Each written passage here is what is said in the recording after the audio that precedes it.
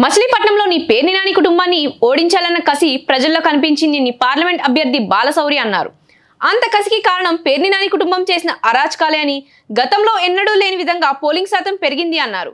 ఓడిపోతామన్న భయంతో అనేక చోట్ల ఘర్షణకు దిగారని, ఎన్నికల్లో గెలుపోటములు సహజమని ఆ విషయాన్ని ఆయన గుర్తు ఎరగాలని కోరారు. ఇక్కడ 2 సార్లు ఎంపీగా చేసినటువంటి నారాయణ గారు ఒక చిన్న కుటుంబంలో పుట్టి మరి ఆయనకి సీట్ వస్తే డెఫినెట్గా ఆయనే గెలిచి ఉండేవాడు, అందులో నో డౌట్ వే ఉంది.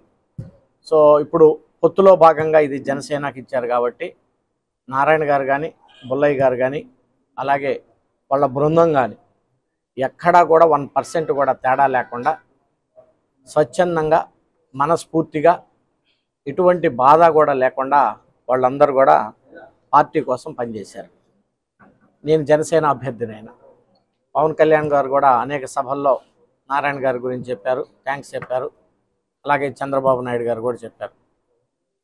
భగవంతుడి దయ వల్ల నేను చంద్రబాబు నాయుడు గారితో మాట్లాడతాం, పవన్ కళ్యాణ్ గారికి కూడా చెప్తాం, ఆయనకు కూడా ఒక మంచి పదవి రావాలని చెప్పేసి నేను మనస్ఫూర్తిగా కోరుకుంటున్నాను.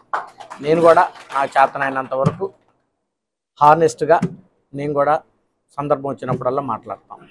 మరి అదే రకంగా రామకృష్ణ గారు కానీ, ఇక్కడ రామకృష్ణ గారికి కూడా పోయినసారి దాదాపు 20,000 ఓట్లు వచ్చినాయి జనసేన తరపు నుంచి పోటీ చేసినప్పుడు. మరి వారికి సీట్ రానప్పుడు కూడా అన్ని విధాలుగా మచిలీపట్నంలో అన్ని విషయాలు ఆయనకి తెలుసు. నన్ను కొల్లు రవీంద్ర గారిని ముందుండి నడిపించాడు అనేక విషయాల్లో. ఆయనకి ఉన్నటువంటి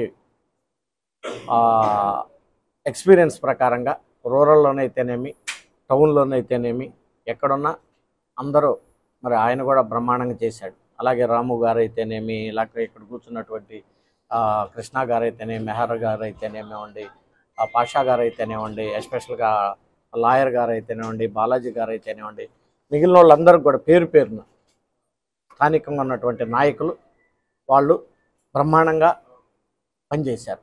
వాళ్ళందరికీ కూడా నాయకులందరికీ కూడా పేరు పేరున అన్ని కమ్యూనిటీ వాళ్ళు పనిచేశారు. చేతనంత వరకు అందరికి కూడా పేరు పేరున నేను ధన్యవాదాలు తెలియజేస్తా ఉన్నాను.